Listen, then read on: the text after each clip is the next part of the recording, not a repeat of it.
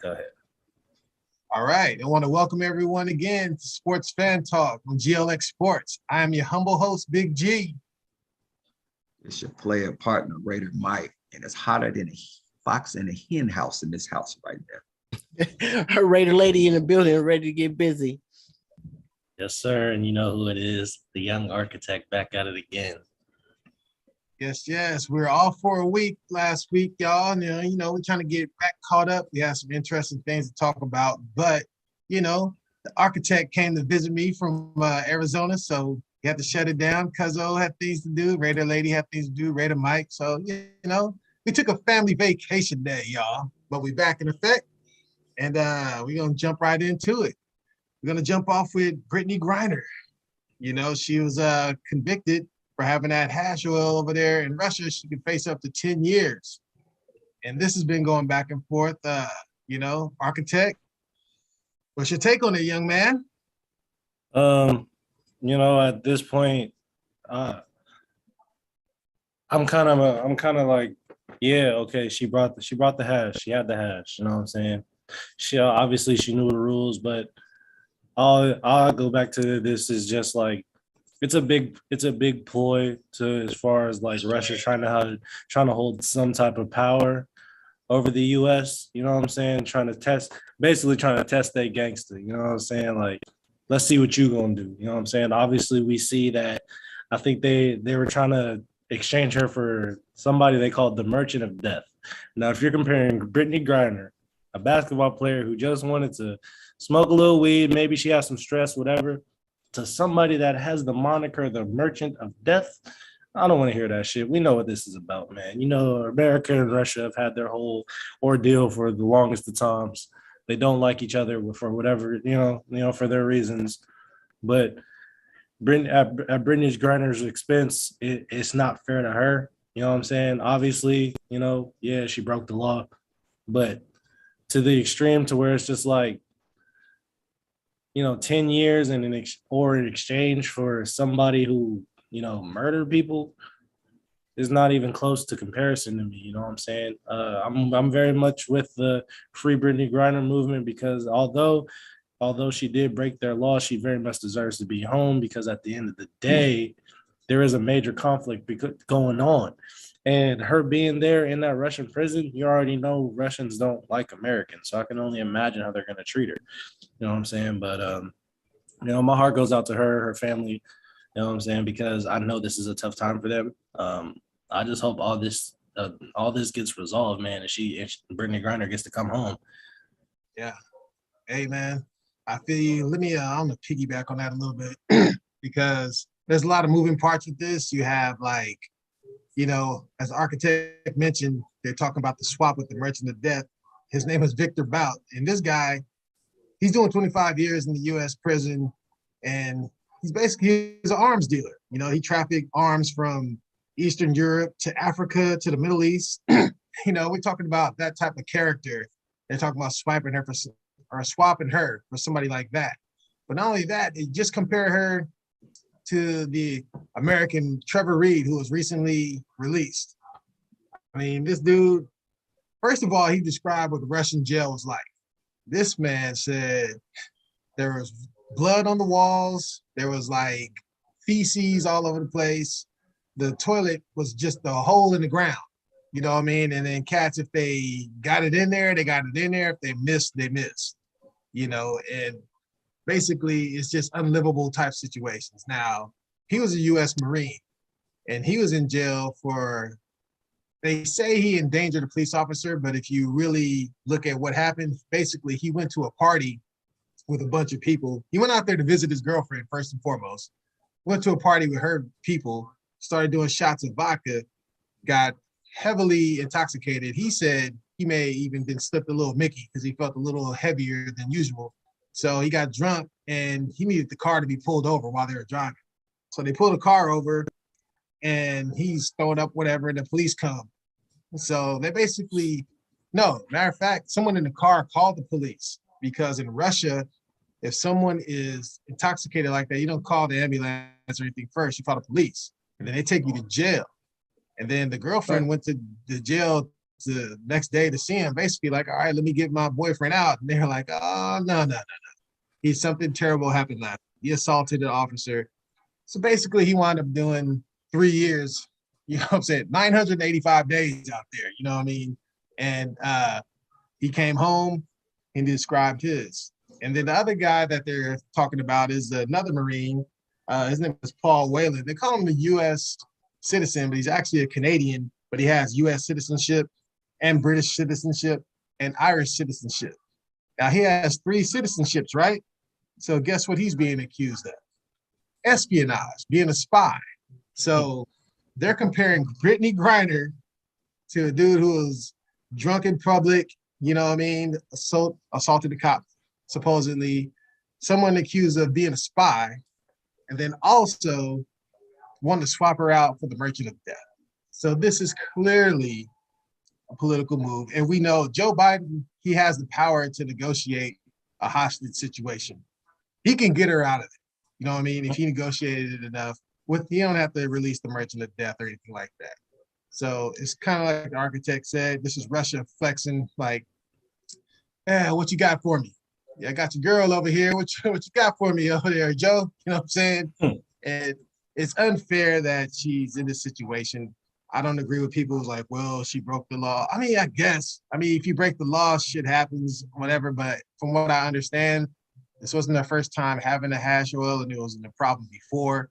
You know, I read that before, but now, ironically, I tried to bring that up on my phone again, and it won't come up.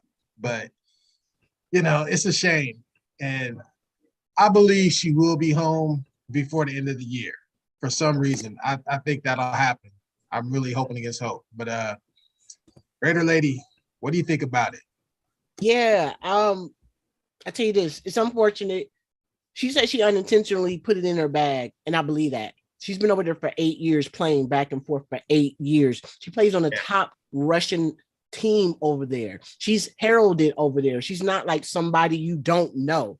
Like she's known over there. She gets paid $1 million a year to play on that Russian basketball squad. So they know her.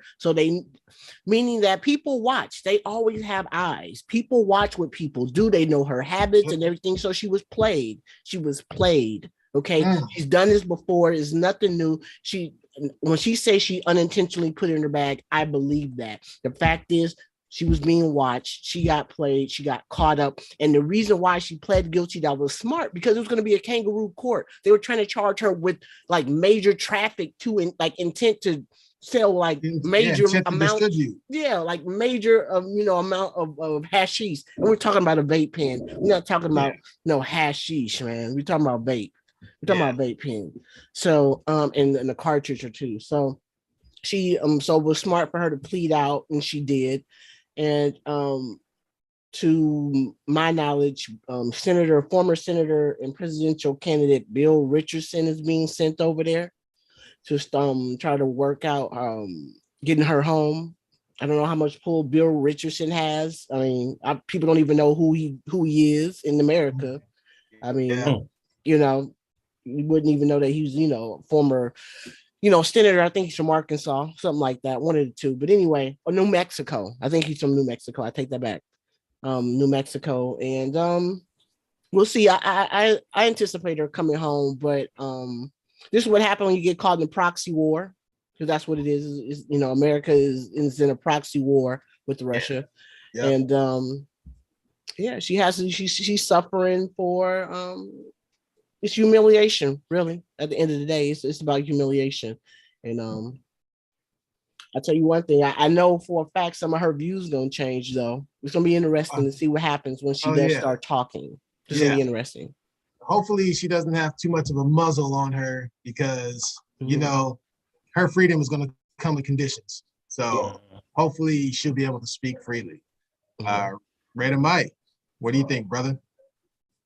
I don't know. I mean, I've been listening to a little bit of it, in the morning, but I just figured, hey, Jesse Jackson been bringing people home. Why didn't y'all ask Jesse to go over there and get her home? That's what I wanted to know. I mean, Jesse Jackson done brought a few people back. So did Donald Trump. Yeah, and Trump too. But Trump, they boy, if Trump go over there, I bet she come home tomorrow. We can get ASAP Rocky home. If he go home, I mean, if Trump, but see, this is black person now.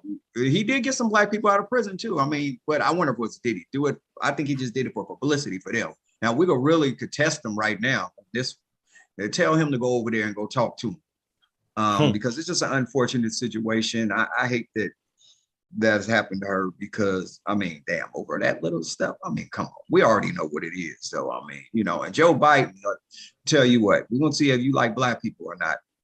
You let her sit over there too long. I don't think you do. I know you're a Democrat. I'm for the Democrat too. I'm for the Pope. But this is an innocent. Yeah, she did something wrong, but it wasn't done on purpose. And I just feel like this is all politics. It's all like you said about them Russians going like this, flexing some of these muscles. See, like these muscles. You know what I'm saying? You put that little thing up there again. Hey, that's not a little thing. Oh yeah, those are muscles. Those are not little. Those are guns. Okay, that's not bad for a little 52-year-old gun. You know what I'm saying? 53-year-old guns. Those are guns. I tried to give you one. Gotcha. Oh no, I don't. I'm not ashamed of my age, Greg. I ain't saying but I'm 53. I don't have to say 50. Nah, but anyway.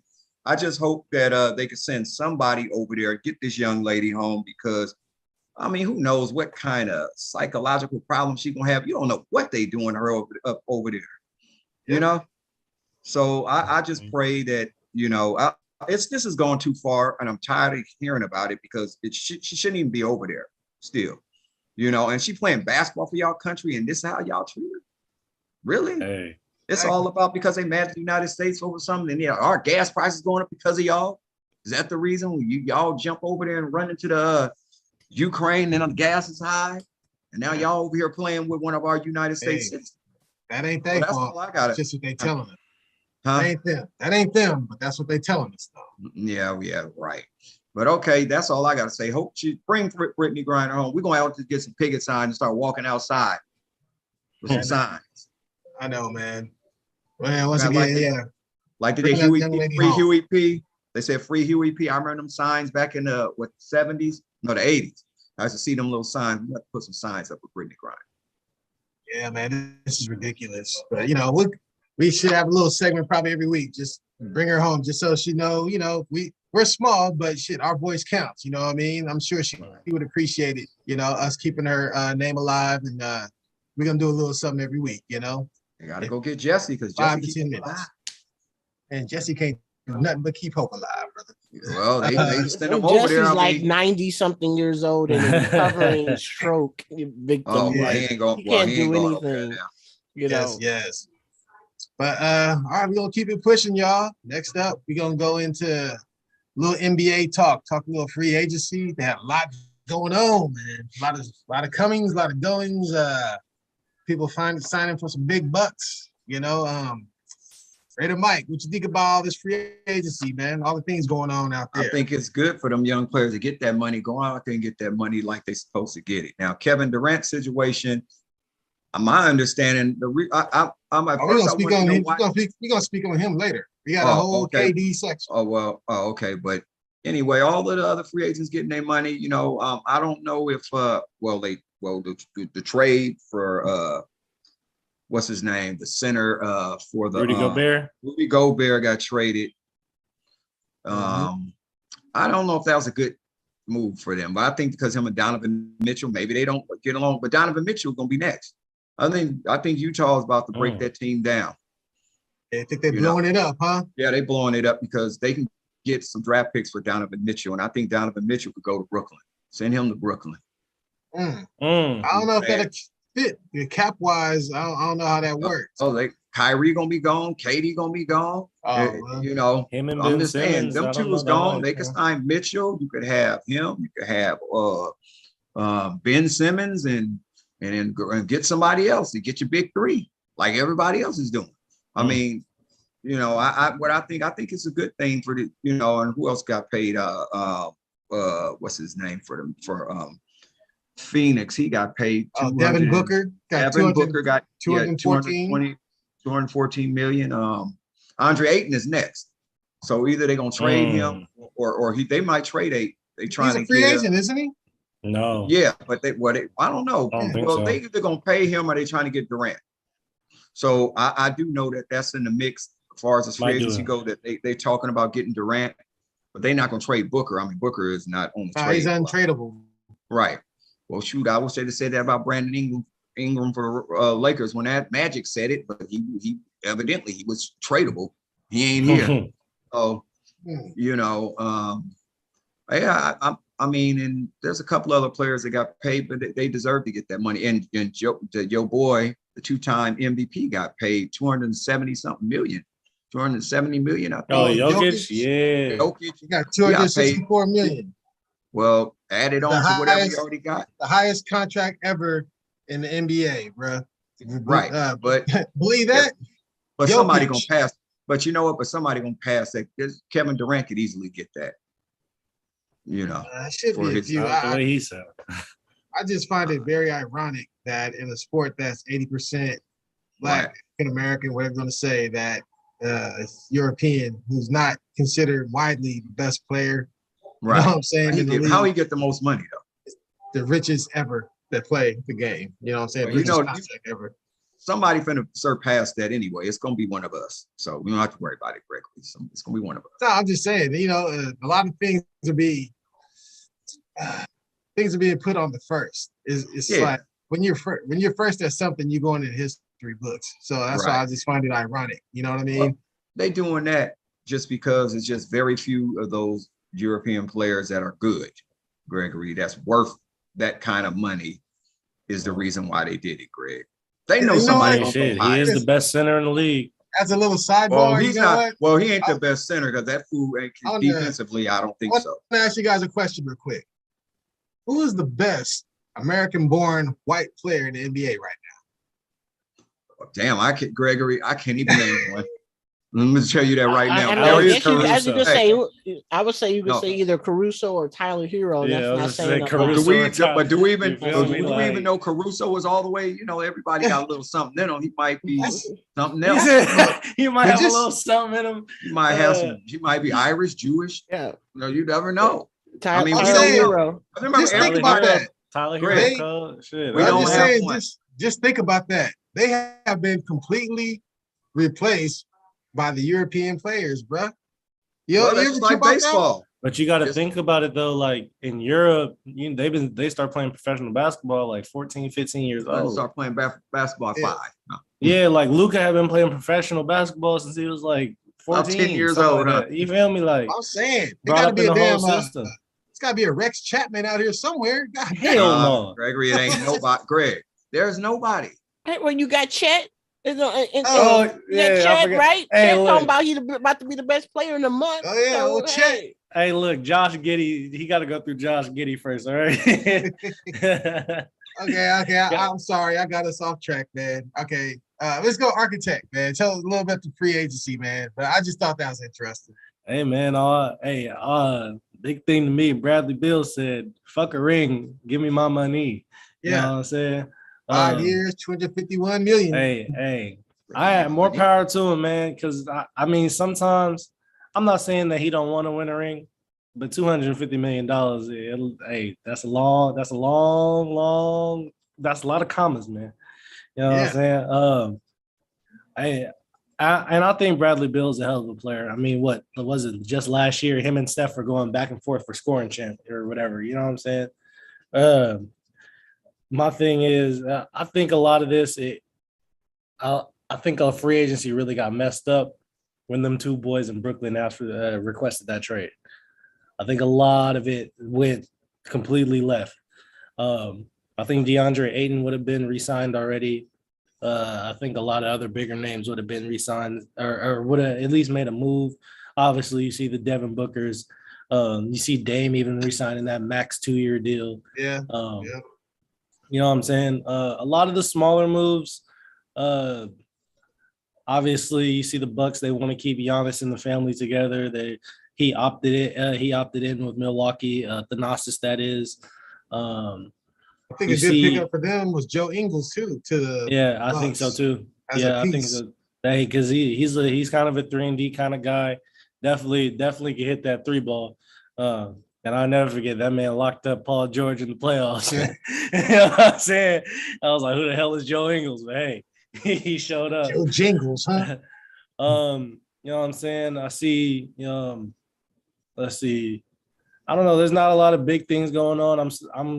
I'm curious to see how Jalen Brunson's career is going to be destroyed with the Knicks. Yeah, I mean, he went for the money, man. bag. He definitely chased that bag. Bruh, just think he got 4 years, 110 million. Jalen Brunson, God. I think honestly, not only did the Knicks mess up on that, but at the same time, I understand. I mean, his dad is a coach there, so I mean, he kind of has that tie or whatever. But I mean, he had a great situation in Dallas, man. I'm just that. Well, I have a question for you guys. Who the fuck is Anthony Simons? Whoa, hey, don't you talking about Anthony for the Simons. Portland Trailblazers? That boy nice. Anthony Simons is He's nice. Greg. He's nice. Hold on, wait a minute. Hey, I was just starting it. That's the next babyface. Hey, He's still Greg, a little that's the raw. babyface assassin right there. That's the next babyface assassin. Hey, that man is nice. I agree with Raider Lady. I think, but let me not say that. Okay, he's good on a bad team. He's good on a bad team. I'll say that. He just signed 4 year, 100 million. God dang. Is he 25 million a year good?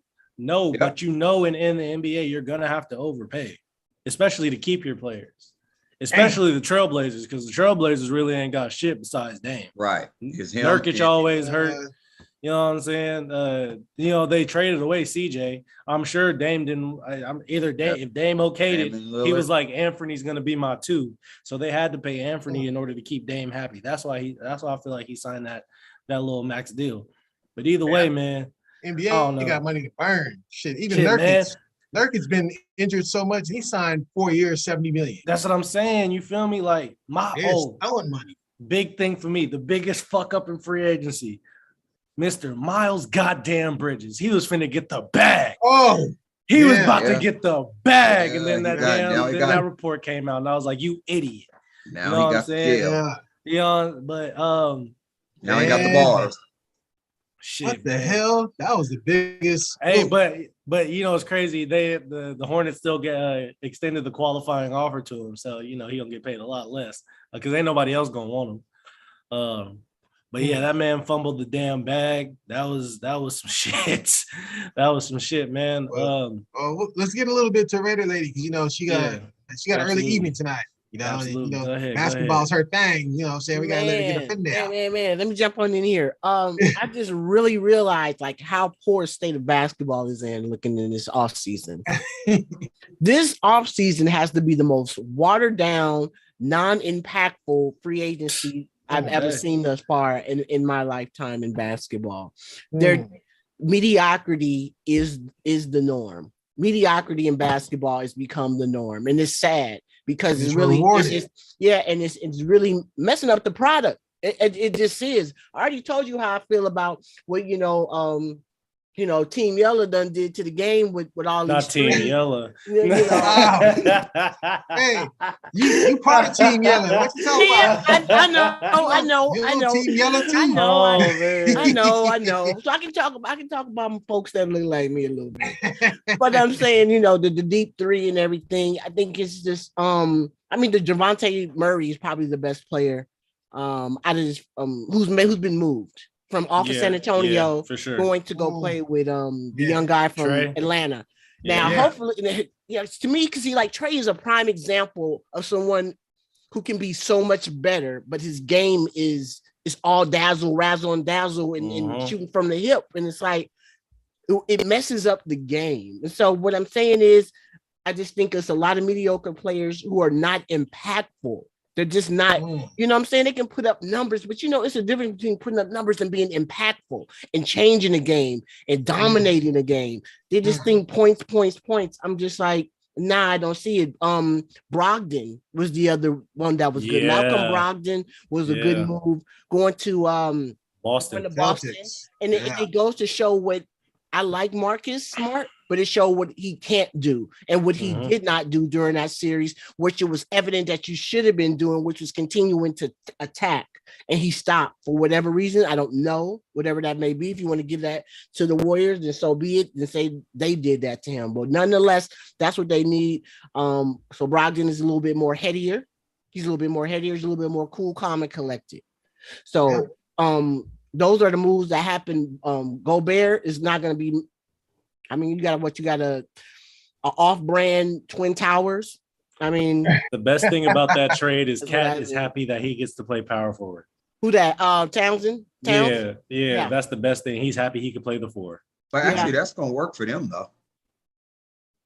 And what's going to work for? Yeah, I We'll mean, see. you got to have spacing. You got to know how to play If high that, low. You got to know how to play high low Yeah. basketball. And it's, And, if that youngster develop, that's what's going to be helpful. Anthony Yeah. Edwards. Oh, Ooh, Edwards. I Raw. like him. He I raw. like him. he's, I Yeah. know he raw. he's a tremendous athlete. Tremendous Yeah. athlete. You see him throw a football? You see him out Yeah, there? I saw that. Yeah. Back shoulder. Yeah, so I'm just interested to see what's going to happen with KD and Kyrie got the league hostage right now. Yep. Like, what They is do. going to Yep. happen? I do see Kyrie somehow, some way getting his way to LA. I think when I seen him do that podcast and he's talked about how he messed up in Cleveland, how he messed that thing up, understanding he was immature. He has a second chance to right that with LeBron on the way out.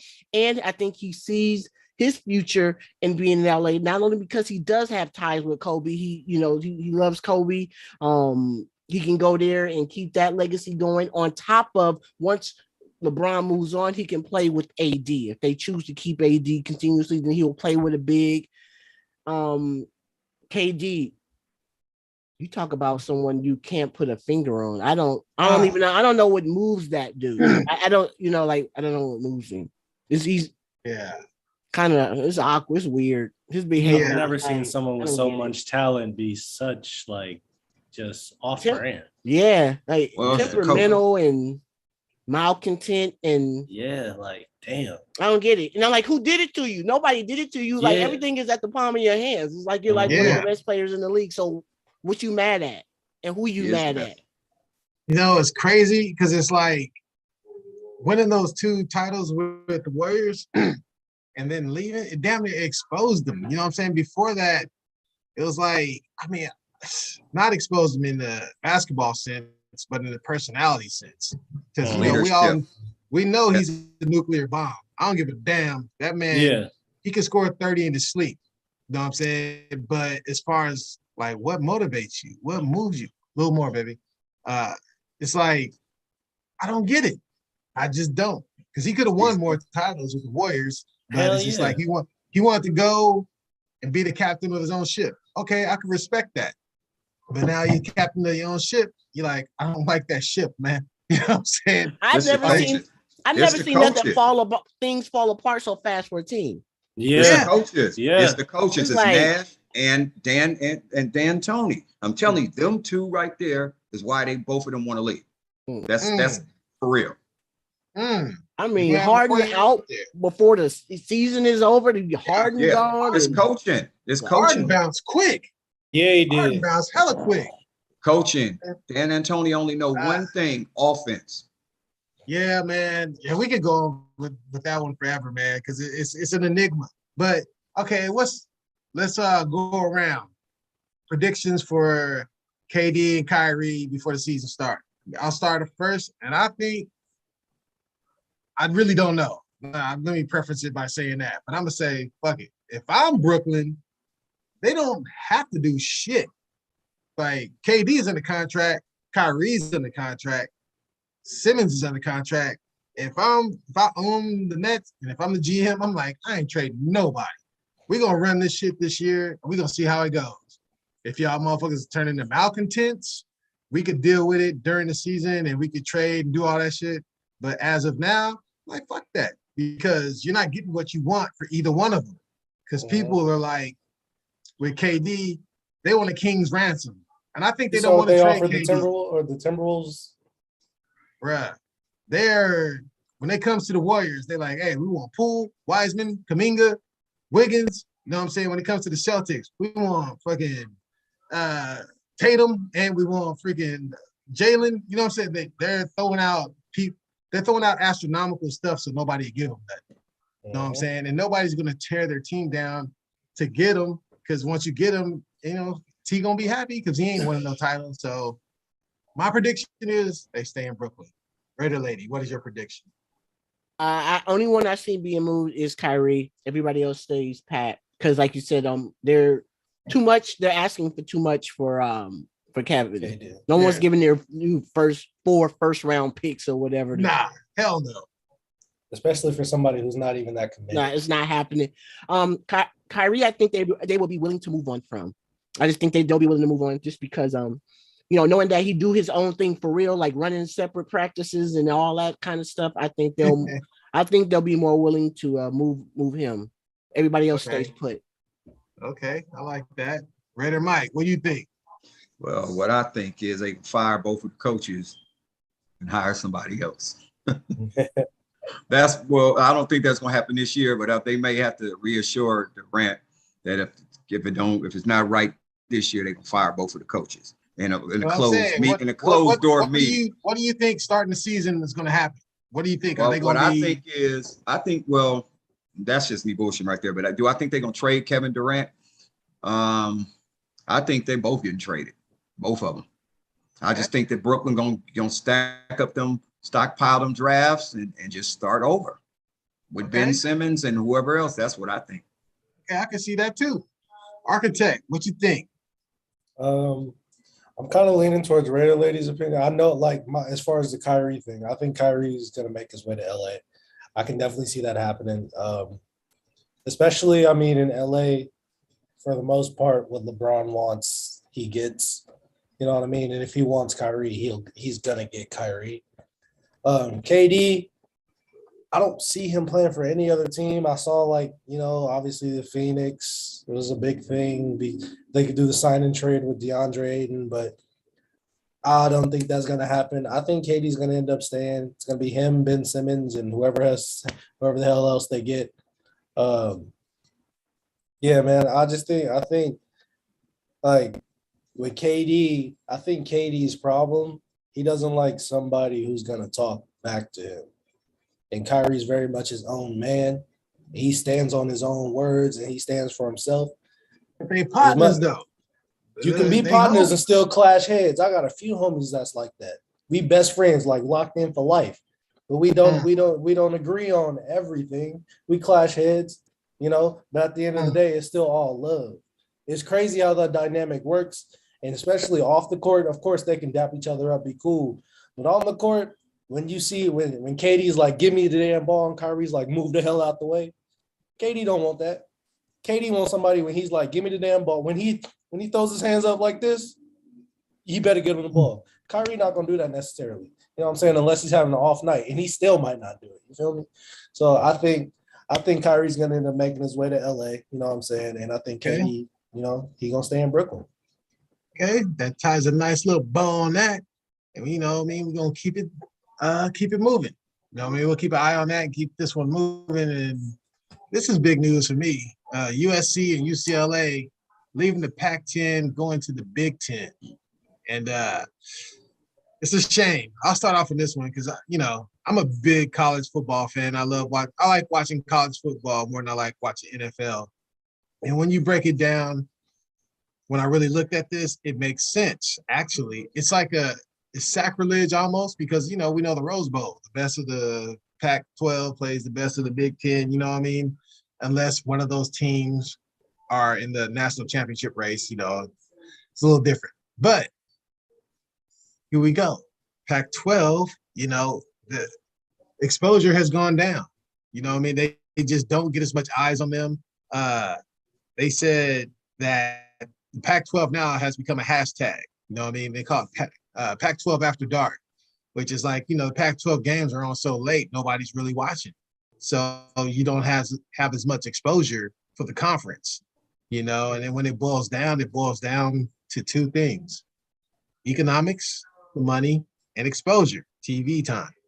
So you look at it, UCLA or USC really is driving this. UCLA is along for the ride.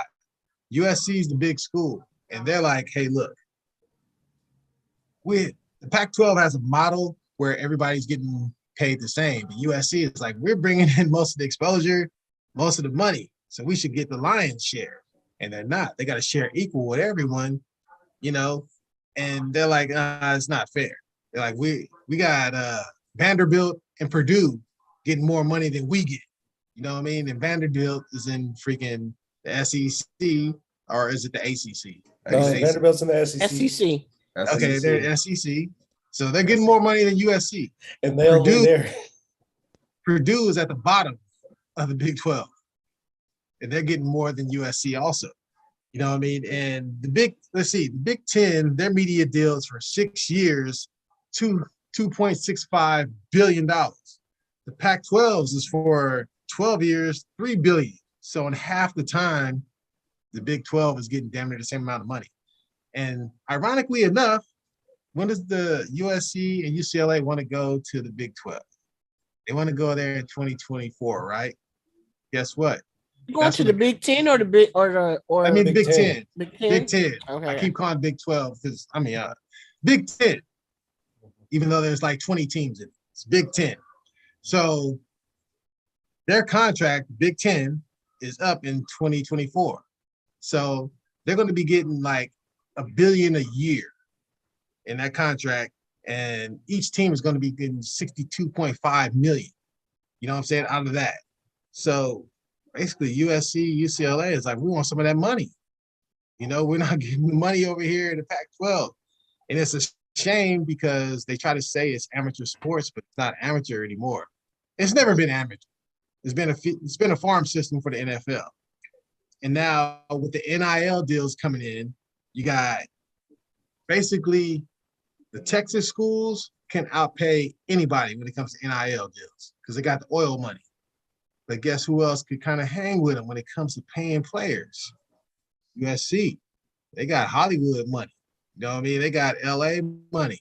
So basically USC is like, we want the exposure. UCLA is like, hey, big brother, where you going? We'll come with you. You know? Neither one of them teams is worth shit. Yeah, exactly. And then the other thing with the Pac-12, they don't get exposure because just think, in the Pac-12, Cal, Stanford, and the Bay, right? But then in the Bay, you got the Niners, you got the Giants, you got the A's, you got the Sharks, you got teams they got to compete against. You know what I mean? You go up to Washington, they got freaking the Seattle teams, you know what I mean, to Seattle Mariners, then you got the Seahawks.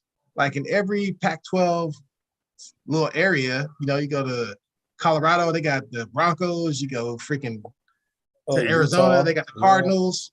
Everywhere. Utah, they got the Jazz, Yeah, everywhere you go, they got somewhere to compete. Where you go to SEC schools, hey, Alabama, we're the only show in town. Oklahoma and the Big 12, we're the only show in town. You know, so shit, even Georgia's better than the Falcons.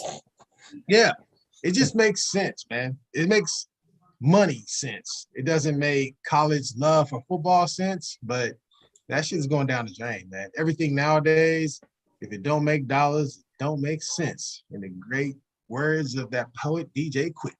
But Raider Lady 19, what do you think? Yeah, when I think of college football, I think of tradition, and they're really messing up the tradition of football. They messed up when they expanded the Pac-10 to the Pac-12. In my opinion, you had no business bringing Colorado in there, man. It was like no. Utah. Yeah, you don't bring those squads in. The fact is, SC and them looking for money, but the fact that your program stinks. Your program stinks. Mm-hmm. So if you run to the Big Ten, you go play against Wisconsin, you go ahead and play against Michigan Ohio State. You still gonna your program is not gonna get any better. It's just, to me, it's not. You have an opportunity to stay in the Pac-10 or the Pac-12, whatever it's called, and rebuild and dominate. All those games will be prime time when you are a winner. Nobody wants to see you. Yep. No one wants to go watch a primetime game at 7 o'clock on ESPN to watch a mediocre football team. They don't. When they were on top, when they had Reggie, when they, we can go back all the years. That liner. Come on, man. We talking about great teams from Washington with Mark Brunell. It goes on and on. Oregon. I mean, I don't know what they're doing. They messing up the landscape I just know people know how to fuck up a good thing. Yeah. And it's like, I just don't see their program necessarily getting better because you're going to make that move to the Big Ten. Your competition has gotten a lot stiffer, and where are you still going to be able to pull that talent pool out of California to follow them to go play in the Big Ten? You might lose a lot of people to your competition in the Big Ten because now Wisconsin might start dipping in that California pool just a little bit more. Yep. And now you're not the big dog anymore, and as you could be if you stayed. But like you said, it's about the money. Might make you do crazy things. They say you do something strange for a piece of change. Well, that's what they're getting ready to do to go to the Big Ten. I think it's a bad move.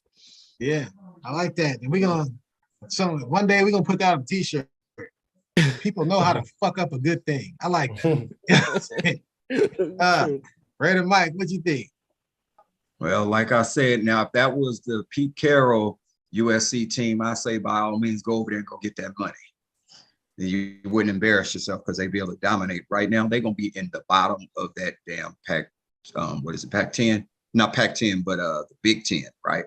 Yeah. They're gonna be number 10 in the Big Ten. They be 9 and UCLA gonna be 10. Because neither one of those teams are, I'm not impressed. Neither one of them are, the Reggie Bushes and days is gone. They need to get that program back together. I know they got Lincoln, Lincoln Riley over there. Yeah, stinking Lincoln. Well, yeah, but he's going to be stinking Lincoln this year. I just don't have, like I said, like you said, they messing up, man.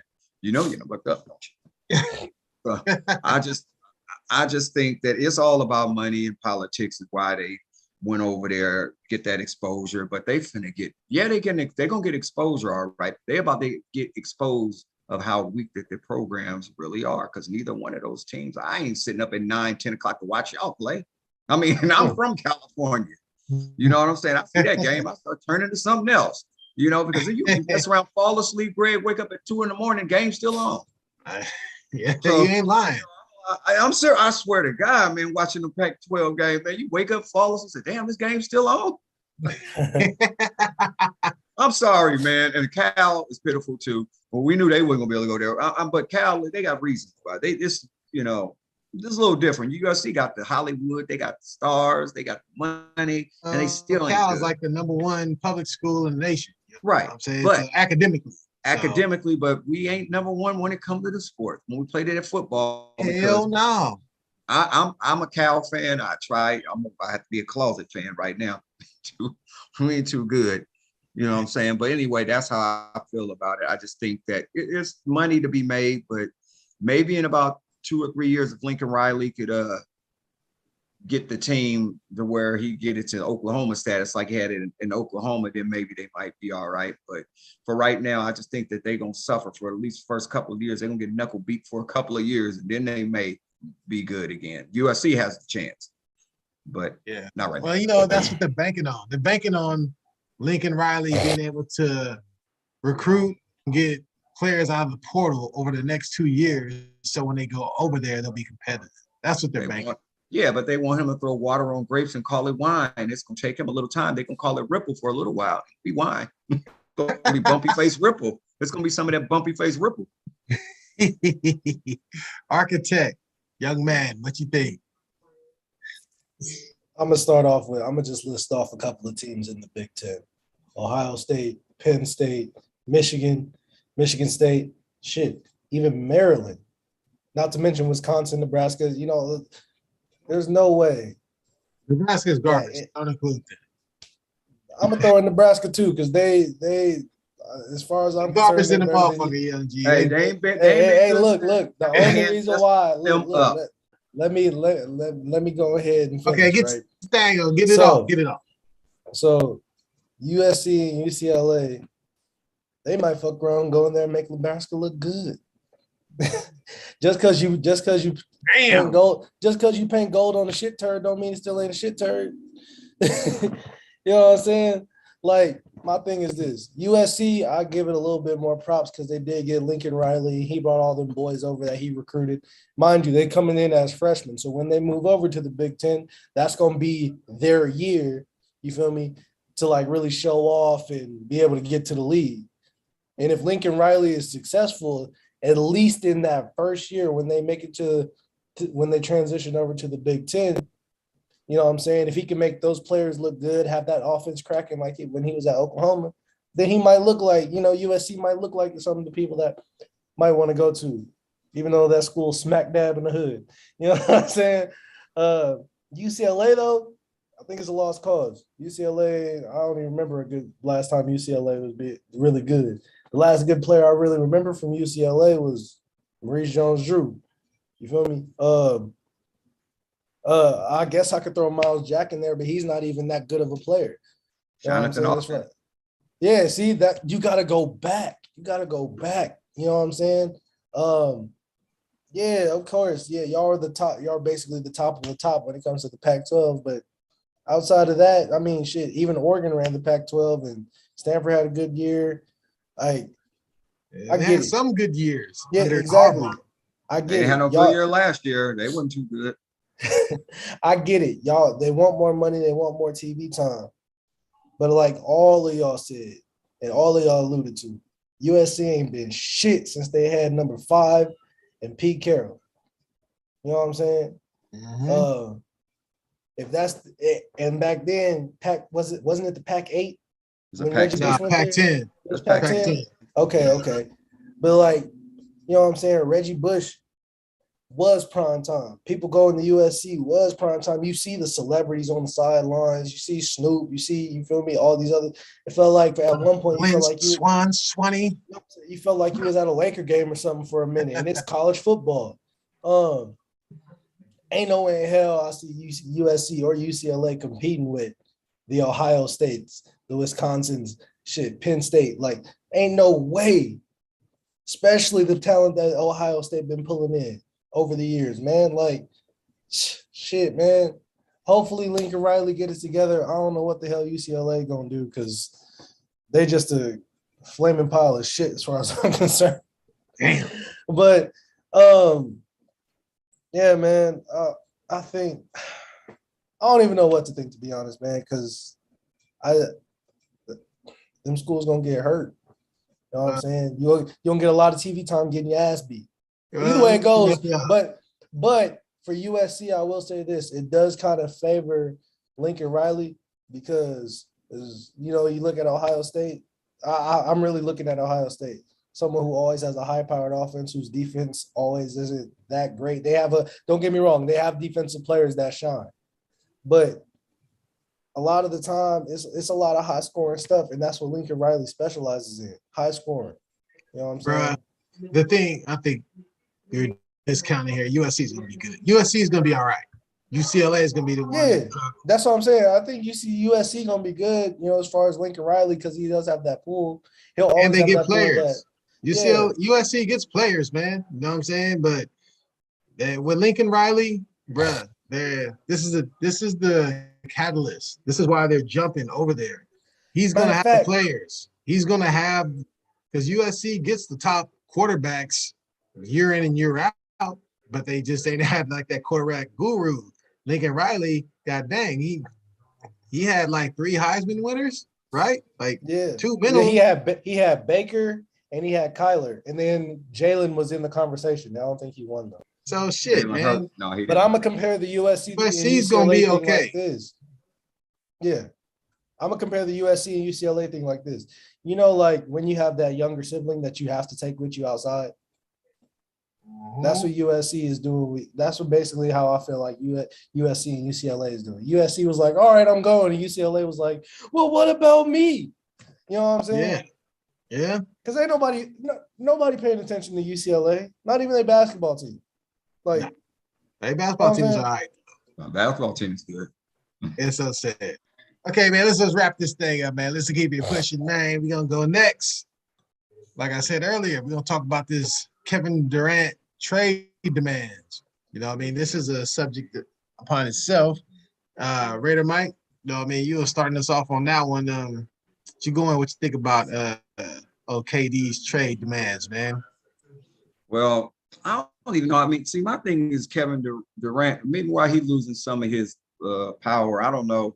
Is his leadership skills stink. Great player, not a leader. He has to be with somebody who's leading, he can follow.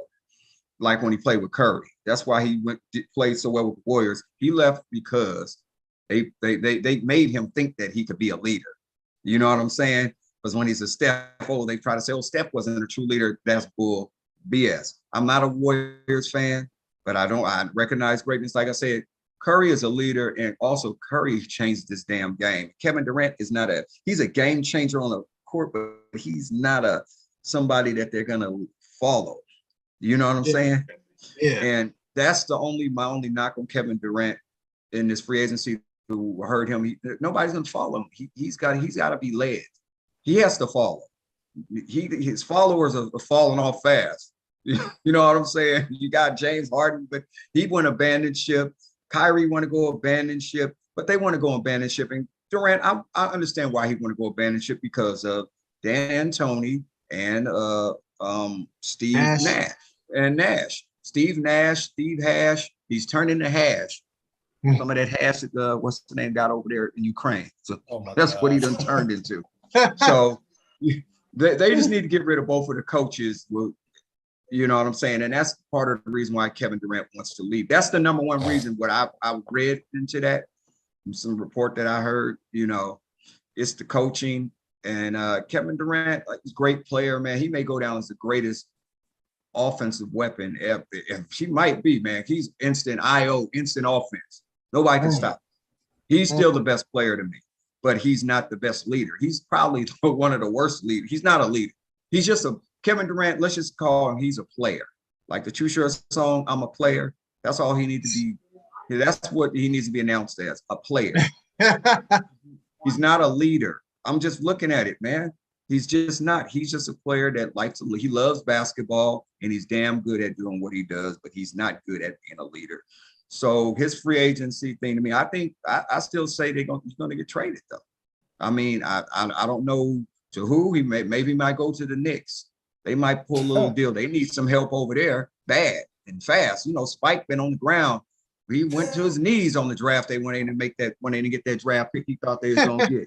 They need to bring Spike Lee back on his knees and Kevin Durant going to the Knicks. That's what I said. Damn. How about that? Okay. But he's not gonna be the leader though. But he's not gonna lead. He's gonna play basketball. Ooh, Raider lady, what do you think? Man. I think he's gonna stay. I don't know who you can move him for. I just told my husband just saying he was thinking that if he goes out west, he was gonna come back out west because he wants to compete against the Warriors. No, you don't. Yeah, I'm like they was talking about Phoenix. I don't think Phoenix has enough pieces. He don't want that smoke. Yeah, he say he do, but you know, people say a lot of things, right? Yeah. So I think he's staying put. I just don't know how you move him. They want too much in return for him. Unless he's sitting, just say, I'm not playing. Unless he really holds their feet to the fire and say, I'm not showing up. If he says I'm not showing up, then they have to make a move. Then they have to take less to get him out of the way. Because I don't, as a somebody in the front office, I don't want nobody there who don't want to be here. I do not want somebody in my building who does not want to be here because they are going to self-sabotage one way or the other with their attitude, how they interact with their teammates. It's going to be something, and that's just a mess. And that becomes a headache. And then the owners start looking at that management a particular way. All them people, what's his name? Sean Marks. Yeah, the GM. Yeah, I don't even know how he got that job anyway. Yeah, I remember him as a player. Okay, but yeah. So I think he's gonna be in Brooklyn. I think he's kind of stuck. Okay. You think he's stuck like Chuck? I think he might be stuck like Chuck. I it's a king's ransom to get something back, and I just don't know if the team's gonna be willing to do it. They saw what happened. They saw what happened in LA when that LeBron said I gotta get that dude, and how many people they had to give up, and everybody don't have the gall to rebuild and do that stuff like the Lakers can. I just other franchises not willing to do it, so I just think he's stuck. He's stuck between a rock and a hard place. Architect. Well, to reiterate Mike's point, if any team was to trade for Kevin Durant, I could see the Knicks doing it because they're organizationally they're dumb. You know what I'm saying? Although I do see him staying, but I definitely could see the Knicks pulling something that dumb off. Answer this. What do the Knicks have to offer to trade for him? What could they give up? Obi Toppin, RJ Barrett, Derrick Julius Rose, Randle, and they have picks. Julius Randle, and they have picks. So the whole team. That's what I'm saying. So who do you play with? But the Knicks would do it. I just feel like the Knicks are that stupid, man. Damn. They just signed Jalen Brunson to a goddamn $100 million contract. It'll be him and KD, and they just get one more piece, huh? Bro, He's playing the big three. Just go ahead. Exactly. But no, honestly, I think KD, like, as far as KD is purely just a hooper. You know what I'm saying? That man love to hoop. And God damn it, he might be the best at scoring the basketball that I've ever seen in my damn lifetime. You know what I'm saying? Like, rise up over anybody. The only person that can stop KD is KD. You know what I'm saying? When he gives up mentally. You know what I'm saying? I think mentally, he's not that strong. Obviously, we saw with Golden State, you know what I'm saying, how he just wanted to get up out of there after a little disagreement with Draymond. But Draymond like that with everybody. You know what I'm saying? He should have just punched him in his shit, and it would have been all right. And Draymond probably would have been like, "Oh yeah, that's what I like." Type shit. You know what I'm saying? But that's just not who KD is. KD is like, give me a basketball, give me a court, and I'll go. You know what I'm saying? I think, he's not a leader. You know what I'm saying? He's not a leader amongst men. You can see that all the way back at OKC, man. You know what I'm saying? Like, he's shown you who he is. He's told you multiple times, I just want to hoop. You know what I'm saying? At the end of the day, Kevin Durant just wants to hoop.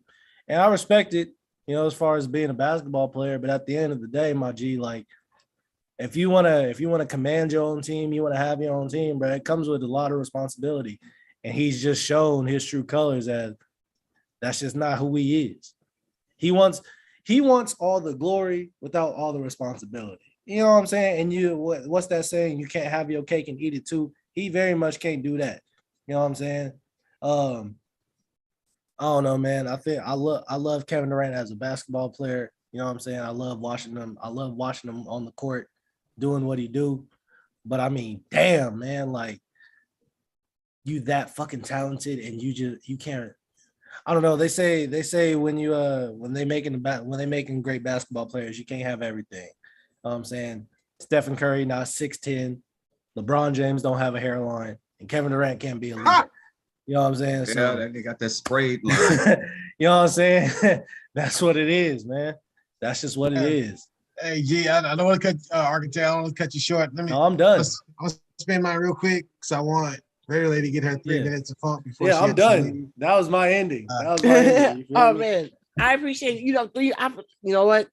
I forgot about 3 minutes of funk, but I do want to say this again. It's gonna go because we didn't have a football topic per se, so I'll just say my 3 minutes would be a little bit of football. Because did you have anything?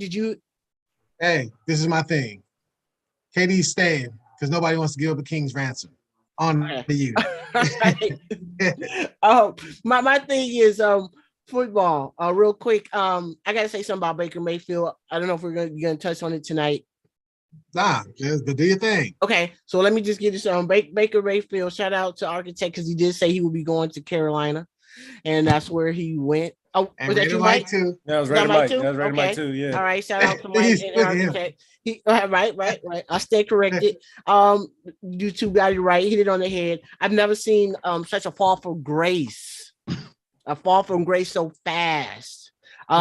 He is a case of he is not who he thought he was, and it's seriously like You are who you were not, though. But man, you're reading my mind. Go keep going.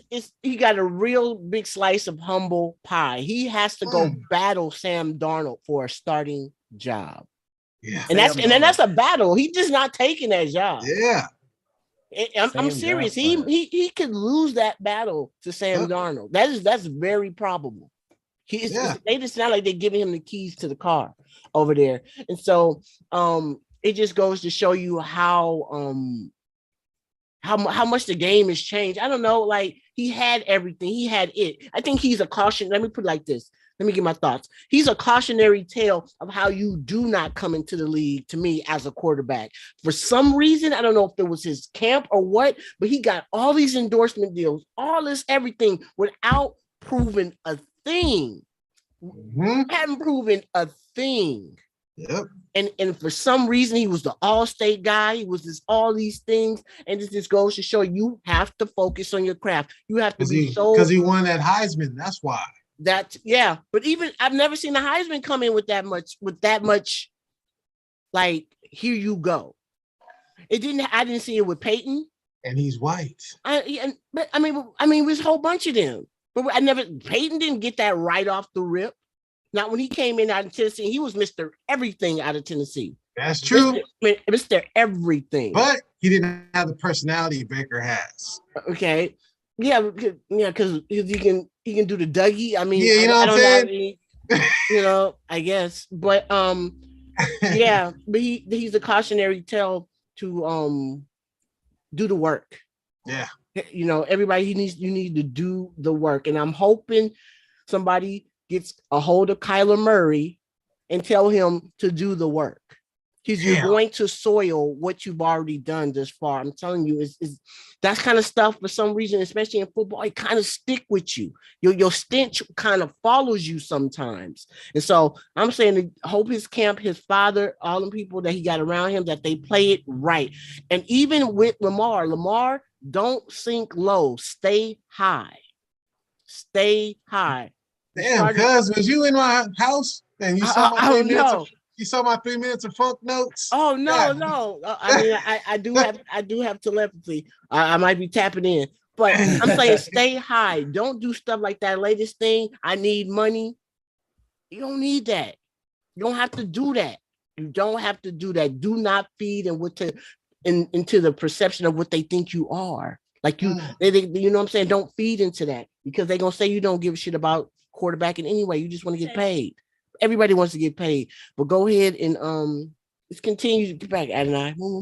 Continue to just do the work, man. Everything else is going to work out in your favor if you just do the work. And so don't be like Baker, gentlemen, Murray, Lamar. Don't be like Baker.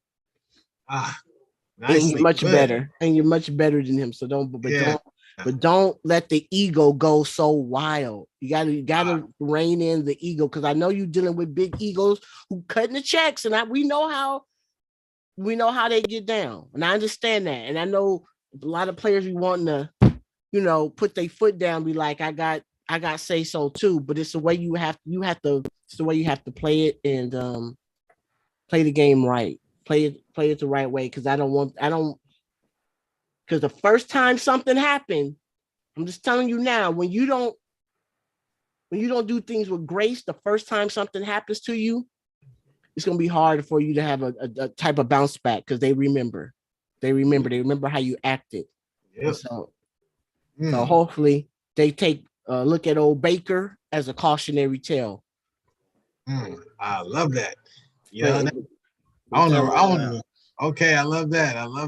I want to roll right into mine fresh off of that, because it's not about Baker, but my thing was like how the stigma still exists on the black quarterbacks in the NFL. As much as like they try to say everything's even across the board with pass racism, all that type of stuff. You know what I mean? And my man Deshaun got his 250 something million. He's an extraordinary talent, and they recognize that. There's one thing about America: if you are worth your weight in gold, they will pay you that shit. I don't give a damn if you're a serial killer, what you have going on. They will give you your money if you're worth it. And Deshaun's not a serial killer, but they know how good he is. Serial Horno. They gave him his money. So my thing is, like, with Kyler Murray and Lamar Jackson, like, they're saying freaking Lamar Jackson, he's being dumb in his decision making. You know what I mean? Because they saying like he should have an agent first and foremost, which he doesn't. I think him and his mom, they represent him. And they were saying he should sign the exact same contract Josh Allen signed for, you know, and I think it's like 258 million, 6 years, 258 million with a $16.8 million signing bonus. I'm like, look, America's all about winning. Lamar Jackson has a higher winning percentage than Josh Allen. Oh, guess what? Lamar Jackson also has an MVP. And we're not too far removed from when he got drafted in that draft class. Bill Polian was saying that, oh, yeah, Lamar Jackson, he's good. They should move him to wide receiver because he can make people miss. And he doesn't have the strong throwing arm as other quarterbacks in the class. And I was like, God dang, let me look at the other quarterbacks in the class. Who are they? Josh Allen? Okay, I'll give you that. And dude's a little more accurate, you know what I'm saying? But how about the two quarterbacks competing for starting position that Raider Lady 19 was talking about? Sam Darnold and Baker Mayfield are both in that class. And guess what? They're both making $18 million this upcoming year. And it's them. And guess who the other quarterback who they were saying was better than freaking Lamar Jackson was in that class? He was from UCLA. Can any of you guys guess who that was? I know you're talking about. I know you're talking about what's his name? Josh Rosen? Josh Rosen. I knew it was him. I just had to get it out of my mouth. It's Josh Rosen, who's currently making $850,000 in some other league, not in NFL. So we have to compete with that. You know what I mean? The thing is, that's why Bisciotti, who's the Ravens owner, was so freaking mad that Deshaun Watson got that contract because he knows he got to pay Lamar Jackson that money. You got to give him that money, man. Got a better winning percentage and he got an MVP. And in business, you go by market value. You don't go by race, potential, all this other bullshit. You go by market value, what you've done for me, and, you know, that speaks for itself. So he got to give him that damn money, man. And he's mad. And the one thing, Lamar, I would say, you're smart. I hope he doesn't get injured because what he's doing, he's banking on himself. Because this upcoming year, he's going to make $23 million. You know what I'm saying? But he's basically like, hey, after this, it's going to be open market for me. You know what I'm saying? But it's up and down, man. They could go either way with this. These owners, they collude with each other. You know what I'm saying? He could be blackballed. I mean, he has a special situation in Baltimore because everything is catered to him. Outside of that, you know, shit. What if he's on freaking Jacksonville or the Houston Texans? Do you get the same type of production? You know what I'm saying? So it's a tricky situation. I hope it all works out for him. But then go to even to Kyler Murray because realistically, he's entering the last year of his rookie contract. He's getting paid $965,000. Damn. So he should be extended also based off of his winning percentage, what he's doing, because Arizona wasn't shit before he got there. But now that you know, exactly. You know, the man brings excitement. He's missing his nuclear bomb. You know what I mean? My man over there, what's his name? The wide receiver? Dominic. Hopkins. He's missing DeAndre Hopkins. Not DeAndre Hopkins. So, what the hell? I get that. You know, once he gets him and he gets, you know what I mean, a couple more weapons, I mean, Arizona's a contender also. But when it comes to black quarterbacks, it's almost like they're like, oh, these guys are too good at athletes. We don't know. They're not traditional, stand in the pocket, throw. That's some bullshit. But there is no more traditional quarterback. There is, but the traditional quarterback now, is Josh Allen. You got an element of running that the black quarterbacks have. Patrick Mahomes. To them, to these owners, their ideal quarterback is Josh Allen. Now, Patrick Mahomes is special. You know what I'm saying? He's better than Josh Allen could ever hope to be. You know what I mean? $500 million. Because he has the intangibles. I mark my words, but I tell you this. Josh Allen, if he plays the way he continues to play right now at the moment, like Cam. He got 3 more years. Because he up like Cam. And Cam lasted longer than Josh Allen will last because let me tell you, man, black don't crack. He's tougher, he's bigger, he's stronger. Yeah. You know what I'm saying? That freaking Josh Allen will break down faster than Cam ever did. Believe me, he tried to take on some more linebackers. His ass will get cracked in half. But my 3 minutes funk basically like, I'm like, look, all this little bullshit, equality in the league, all this stuff, black quarterbacks are still going through the same things. Randall Cunningham and Donovan McNabb are looking at this shit when it comes to Lamar Jackson and Kyler Murray saying, makes sense to me. You know what I mean? Same old bullshit. Right or Mike? What do you think, man? Well, anyway, before I get to my funk, I'm gonna get to my 3 minutes funk, but I just want to say this thing one thing. Don't show up until they pay up, Kyler and Jackson. I'm sorry. Don't show up till they pay up. That's it. Strike. Yeah. I mean, hold out. But anyway, my 3 minutes of funk, we're gonna have to kick it like this. And I'm a Raider bias here, but I gotta go to my man Lester, the Judge Hayes, need to get in the Hall of Fame. Lester Hayes is tied for the Raiders franchise league with 39 interceptions with Willie Brown. Also, he has 6 All-Pro selections, 5 Pro Bowl selections, and a 1980 NFL Defensive Player of the Year award under his belt. Played all 10 of his years with some with the Oakland Raiders, the Las Vegas, but the LA Raiders. And he still ain't in the Hall of Fame. He's number like it's 54 finalists for this senior NFL Hall of Fame list. And it's time for him to not just get on the list. It's time for Lester Hayes to get on that stage and get that yellow jacket, which he deserves. That Stickum had nothing to do with it. Shit, if Fred Biletnikoff is in there, damn it, Lester Hayes got to be in there because they both was probably sharing the damn Stickum because Fred Biletnikoff had it on his socks, his ankles, chest, on his mustache. The fool had it everywhere. So under his armpits. So how is he? Fred Biletnikoff was a special receiver. He didn't have the speed, but he had route running ability and great hands. But some of those hands, but come on, let's stick him. Come on.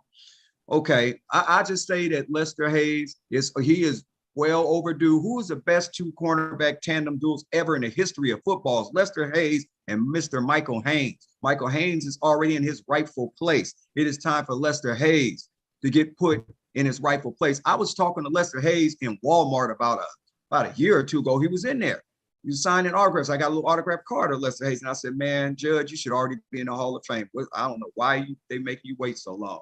I said that Stickum had nothing to do with how great of a cornerback you were.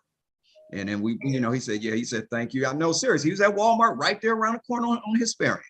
But anyway. I played against Lester in a softball game. When I played against the Raiders, we played against Tim Brown was on there, Lester Hayes, Jack Tatum played. Yeah, man. Lester is that dude, man. And then let's get on Mr. Marquette King. What the hell happened to him? How did he just fall from graces? His averaging 46.7 yards per punt for the Raiders. Made a Pro Bowl selection. Guy was more athletic punter than any punter to ever play the game.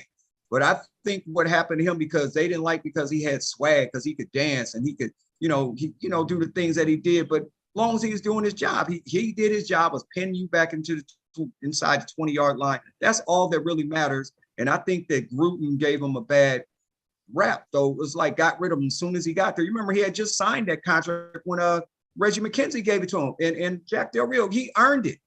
I still don't see why the hell he's out of the NFL. He ain't even playing. He gave up. I wouldn't even want to play in USFL. For what? He played for Denver for a year or two, and then after that, we never heard nothing about him. So what's up with that? So because it's a black punter, we only got one other black punter. Is the punter for Pittsburgh? Well, he know to do his job and shut up. I guess he ain't doing no shimmy. He ain't hitting the Dougie. He ain't doing none of the moves. The NFL don't want their punter to do that. And I think he got blackballed because of that. And NFL, y'all need to be called out for that, because NFL, what is your reason for him not being a punter?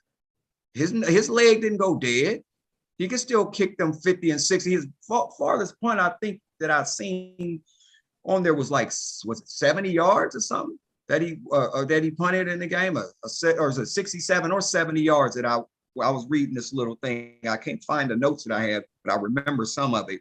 There's no way in hell that Marquette King should not be punting in the NFL. Another thing, that fool is cooler than Lake Michigan. Like I told you, I was riding to work one day. That fool was right on the side of me when he was playing for the Raiders. He had that little Porsche truck, and he seen my Raider stuff in the car. He honked at me and he said, he gave me that, you know what I'm saying? That dap, he was on the way to a game. I mean, I was on my way to work. He was on his way to probably to practice. So I got all the love and respect for him when he changed the game of punting with his style. And I think the NFL wasn't ready for it. So they said, we ain't ready. You got to vanish this fool out of here. You got to make that fool hocus pocus disappear. You know? Yeah, that's all I got to say for my that is my 3 minutes of phone. Okay. Architect, what do you have? Man, I'm gonna switch up on all y'all, man. I'm gonna talk about my favorite soccer team. You know what I'm saying? Manchester United, man. They got a lot of changes. It's a lot of changes going on in the world, man. In the world of soccer. You know what I'm saying? Biggest thing, they said Cristiano Ronaldo had requested a release. You know what I'm saying? And if you don't know who Cristiano Ronaldo is, he's arguably the greatest soccer player in the history of soccer. You know what I'm saying? There's a lot of debates going on. Lionel Messi is wrong. That's a topic for another podcast or on another day. You know what I'm saying?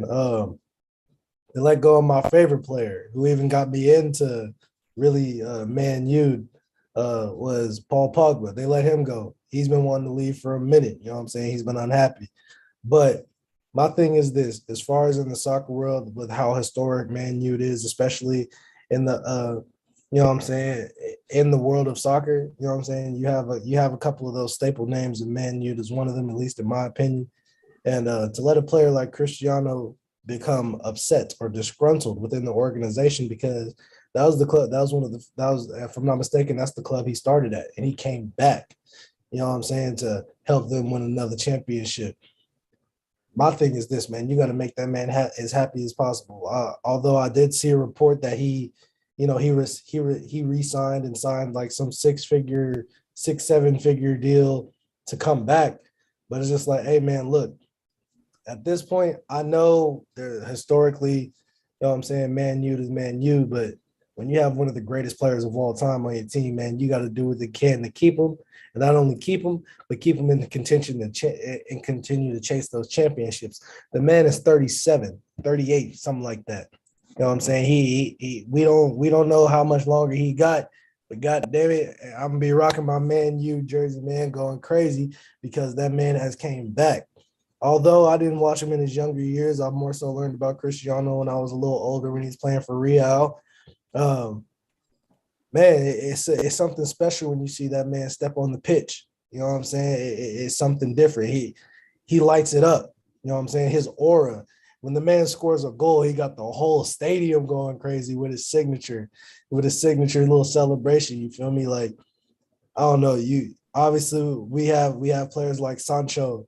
If I'm not mistaken, we let go of Jesse Lingard. Huh? Yeah. Hey, I heard of that name. Man, yeah, we let go of Jesse Lingard, Nemanja Matic, you know what I'm saying? Edison Cavani. A lot of these players who, you know, they're especially looking at Cavani and Matic, yeah, they're not that young anymore, but they're still hell of a player. Jesse Lingard came up in the system, you know what I'm saying? I don't know. My thing is keep Cristiano happy, man. I want to see before I leave this earth, man, I want to see Man U win a championship, damn it. You know what I'm saying? And that there, huh? I'm gonna see it. I know it's gonna happen. You know what I'm saying? I know it's gonna happen. I'd love to see it with CR7 up there, but you know what I'm saying? Just hey, keep it going, man. Man, you, man. I don't know. That's all I got to say, man. Okay. And with that, we're gonna wrap it up. You know what I'm saying, fellas? Get your log outs on. This is your boy Raider Mike, and like I said, Raiders will be crowned AFC West champions. That's all I gotta say. Hey man, you heard it from me. It's your boy, the Young Architect, man. I appreciate everybody for tuning in, man. Get baseball black again. You know what I'm saying? And yeah, that's all I got to say. I like that last comment. Keep baseball black again. Yes.